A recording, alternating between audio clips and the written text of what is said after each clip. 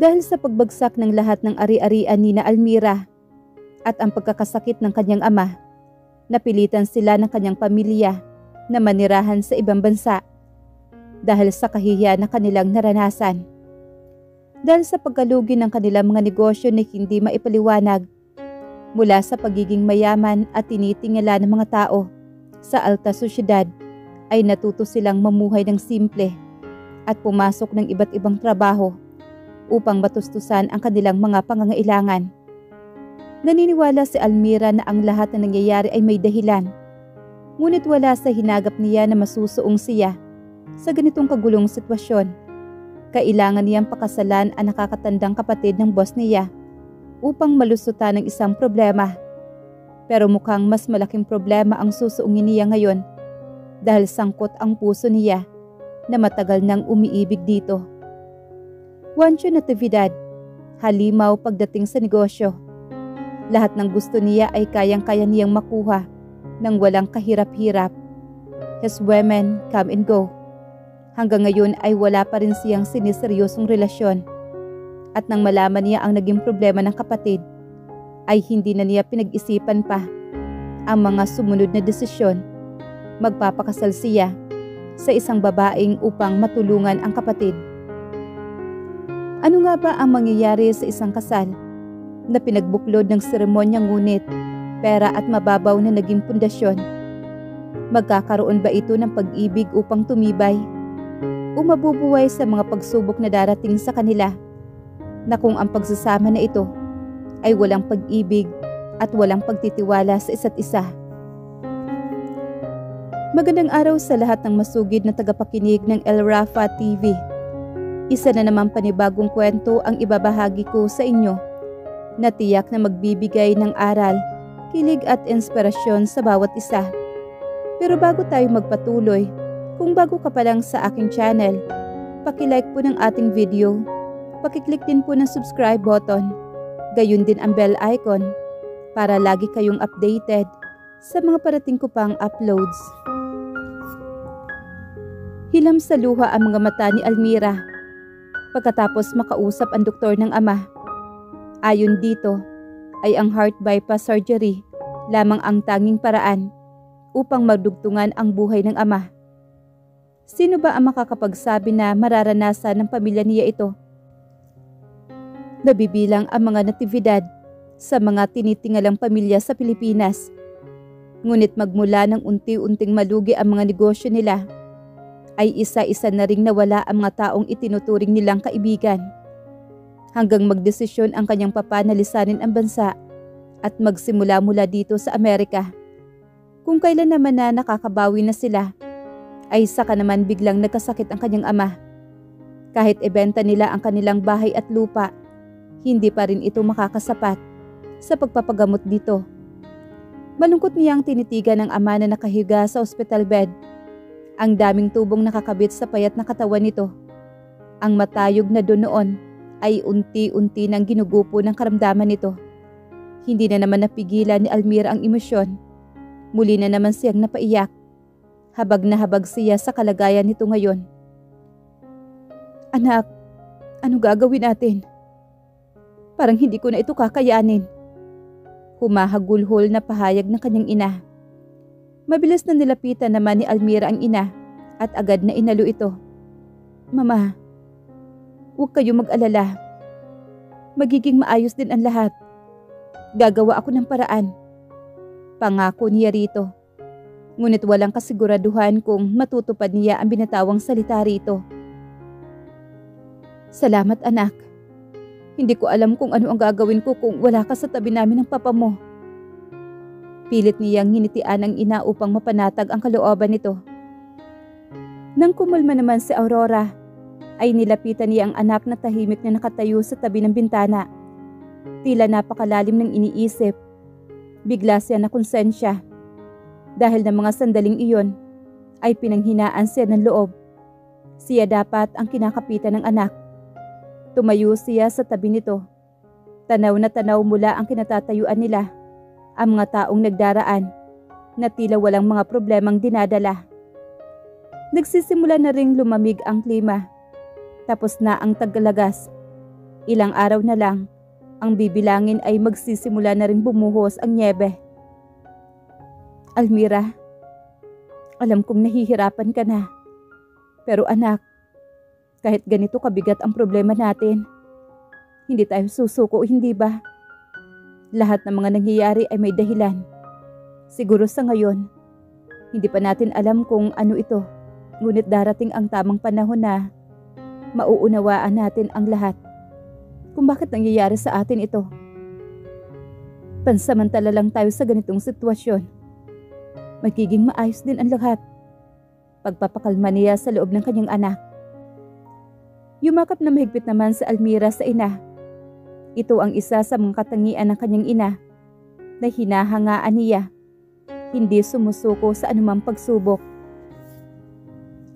Juancho, ngayong ikaw na ang CEO ng Almeida Corporation, siguro naman mababawasan ng mga kalokohan mo, lalo na pagdating sa mga babae. Seryosong tura naman sa kanya ng kanyang ina.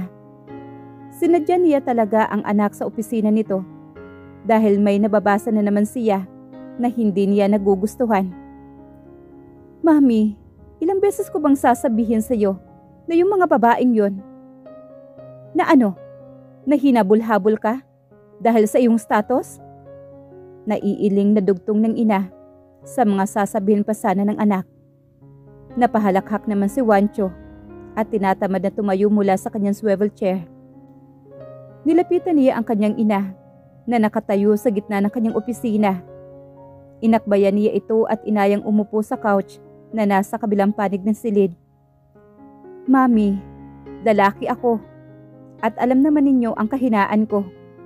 Women is a part of my life. Kinindatan pa niya ang ina at hinalikan sa noo. Oh my God, hindi na talaga kita maintindihan. Mahinang tura naman na matanda. Malapit ko nang ipatigil ang supply ng kahit na anong newspaper at magazine sa mansyon. Dahil ayoko nakakabasa at nakakakita ng mga litrato mo na may kasamang iba't ibang babae. Ngayon naman, ang kinahuhumalingan mo ay ang anak ng senador? How about tomorrow or next week? Ibang babae na naman ang makikita kong kasama mo? Talagang hindi na maitago ni Ariana ang pagkainis sa panganay na anak. Mami, dapat si Daddy ang inaasikaso mo ngayon o kaya naman magbakasyon ka sa Amerika para makasama mo ang kapatid ko. Huwag kang mag-alala sa akin, matanda na ako. Alam ko na kung anong ginagawa ko. Kailan ka magseseryoso sa isang relasyon, anak? Hindi habang buhay ganyan ka. Pero tama ka, matanda ka na. Pero baka hindi mo mamalayan ang mga araw. Masusurpresa ka na lang. Matanda ka na at nag-iisa ka. Mami, you know what's the problem here? Masyado mong sineseryoso ang mga nababasa mo tungkol sa akin. Itigil mo na ang pagbabasa sa lahat ng yon. Maestres ka lang. Hindi niya alam kung ano nga ba ang nangyayari nitong nakaraan tungkol sa article and business section are always about him. Okay lang sana kung tungkol sa kumpanya at mga negosyo nila ang pinag-uusapan, ngunit pati ang personal na buhay niya ay nadadawit. Huwag mong sisihin ang lahat ng nangyayari. Ikaw ang nagbibigay ng stress sa akin. Ikaw ang inaasahan namin ng daddy mo sa mga negosyo natin. Pero kung puro pambabae ang inaatupag mo sa palagay ko, isang araw magigising na lang kami na wala na ang lahat ng ito. Pinaikot ng ginang ang paningin sa marangyang opisina ng anak. Okay, Mami. You win. Mariin siyang napabuntong hininga. I'm gonna try my best to focus on our business and I promise no women. Itinaas pa niya ang kanang kamay. Juancho, hindi mo nakukuha ang ibig kong sabihin. Gusto kong magkaroon ka ng totoong relasyon. Yung may pagmamahal. Sana makahanap ka ng babaeng mamahalin ka. Hindi dahil sa katayuan mo sa buhay. Umaasa si Ariana na naiintindihan siya ng anak sa pagkakataong ito. Okay, Mami. Tanging tugon naman ni Juancho at simulan damputin ang mga papeles na nasa ibabaw ng mesa niya. Ayaw na niya makipagtalo sa ina dahil alam naman niya na sa bandang huli ay siya pa rin ang susuko rito. Hindi rin siya sang-ayon sa huling sinabi nito. Para sa kanya, ang mga babae ay para lamang sa kama. Muling napailing naman si Ariana. Hindi siya nawawalan ng pag-asa. Alam niyang darating ang araw na makakatagpo ng anak ang babaeng magpapatibok ng puso nito. Ang tanging dapat niyang gawin ngayon ay bantayan ito upang mapaalalahanan sa mga babaeng nalilink dito. Mama, I have a good news. Mababakas sa mukha naman ni Almira ang kasiyahan. Inabutan niya ang ina sa kusina na abalang nagluluto para sa hapunan nila. Tiningnan muna ni Aurora ang niluluto niya bago hinarap ang kararating na anak. Galing ito sa isang job interview at base sa nakikita niyang reaksyon nito, ay hindi na niya kailangang tanungin kung ano ang naging resulta ng inaplayang trabaho. May bago na akong trabaho, Mama. And my new boss offer a good compensation plus the benefits. And one more thing, Ma. She is a Filipina. Tuwang-tuwa niyang pagbabalita sa ina. I'm happy for you, anak. Sigurado, kahit papaano makakaipon na tayo para doon sa nahiram natin sa kaibigan mo. Mama, ang sabi po ni Yvette, huwag muna daw nating alalahanin yon. Ang mahalaga ngayon ay may mapagkukunan tayo ng pang-araw-araw na gastusin natin. Pero anak, hindi biro ang 5 million pesos na pinahiram niya sa atin. We should pay sa lalong madaling panahon. Mama, napag-usapan na natin ito. Paano makaka-recover kaagad ang papa kung ititira natin siya sa maliit na apartment? Kakausapin ko siya, anak, at sigurado akong maiintindihan tayo ng papa mo. Kinakabahan ako na baka may hingi na ibang kapalit iyang kaibigan mo kapag hindi natin nabayaran kaagad ang utang natin. May pagkabalisa sa boses naman ni Aurora habang nagsasalita siya. Mama, gagawan ko ng paraan na mabayaran ang utang natin kay Yvette. Basta hindi tayo aalis sa bahay na ito. Ngayon pa ba kayo mag-aalala kung kailan may maayos na akong trabaho? Anak, pasensya ka na. Gusto ko magtrabaho para tulungan ka. Kaya lang wala namang mag-aalaga sa papa mo. Malungkot na tura ng ginang bago muling hinarap ang niluluto nito. Natawa naman si Almira sa narinig. Hindi ko talaga maipaliwanag, Mama. Imagine, the famous Doña Aurora will work as a normal employee. Pang-aasar naman niya sa kanyang ina. Anong problema doon? Nandito tayo sa Amerika. Walang nakakakilala sa akin, and besides, I don't care about them. Nang mawalan tayo ng pera doon ko lang nalaman kung sino ang mga totoong kaibigan natin. Tuwing naaalala ni Aurora ang nakaraan, ay hindi niya maiwasang mapaluha. Nilapitan naman ni Almira ang ina at inakbayan. Mama, matatapos din to. Itong lahat ng pagsubok na ito. This time, I'll be the one who will take care of you and Papa. Buong pagmamahal niyang hinalikan ito sa noo. Iha, nasabi sa akin ng lola mo na may nakuha ka ng assistant. Magiliw na tanong naman ni Ariana sa kabilang linya.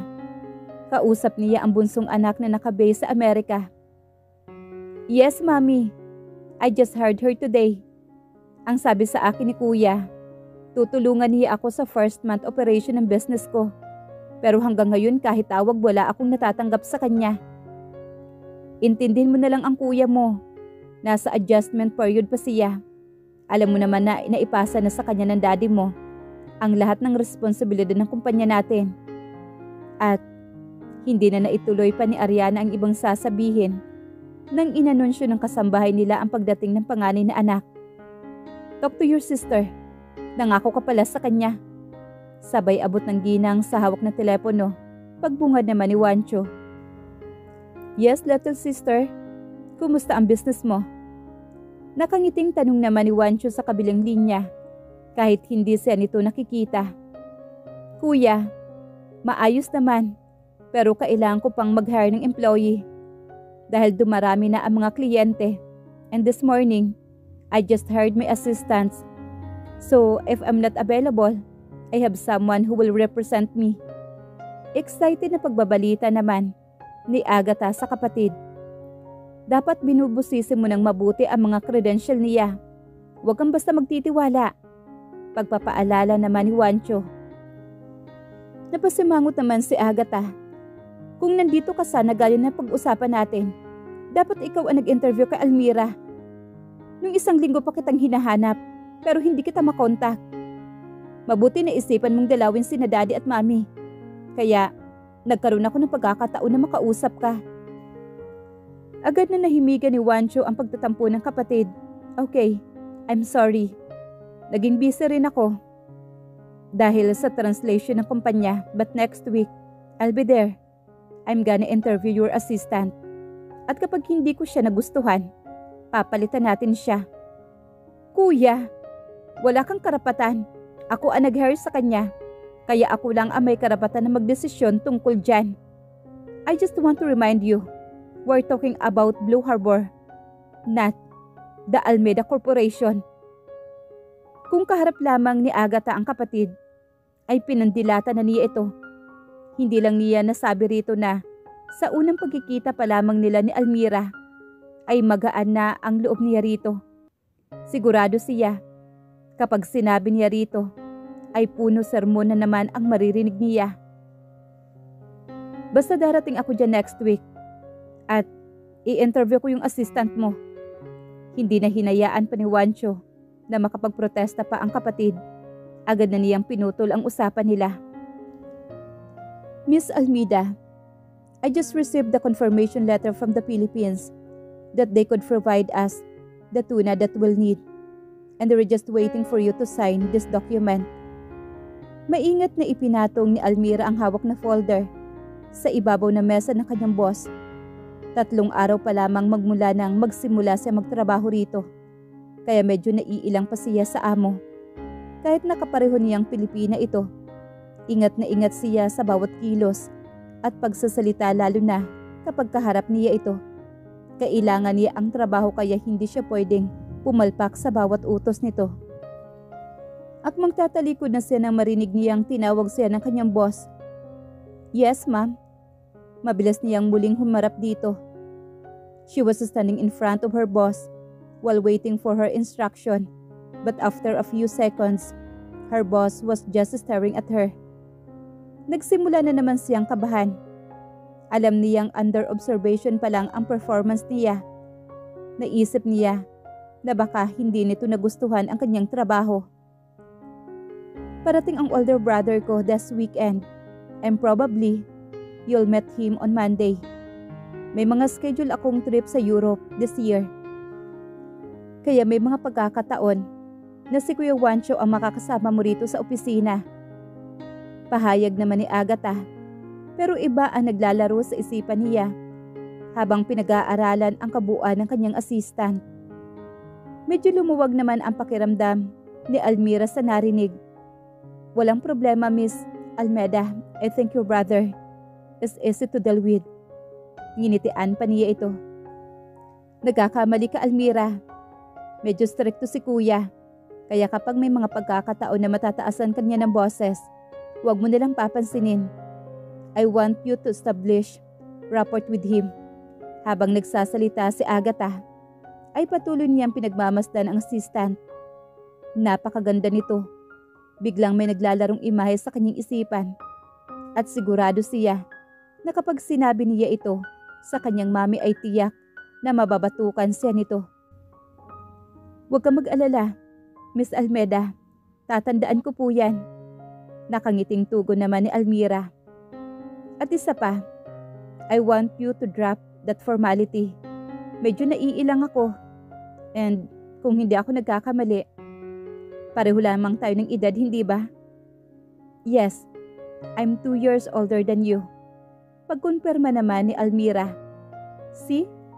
Just call me Agatha or para maging magaan ang trabaho natin kung magiging magkaibigan tayo. Tanging ngiti lang naman ang naitugon ni Almira dahil hindi siya makapaniwala na ganito kabait ang dalagang milyonarya. Ang plano pala ni Kuya ay interviewin ka niya ulit. I want you to impress him and don't be intimidated with his presence. He just wanted to know you. Pagbibigay impormasyon naman ni Agatha. Biglang kumabog naman ang dibdib ni Almira nang marinig muli ang pangalan ng nakakatandang kapatid ng boss. Gayon lang nag-sink in sa kanya na maaaring related sa kanyang boss ang lalaking matagal na niyang pinapangarap. Umaasa siya na mali ang kanyang hinala.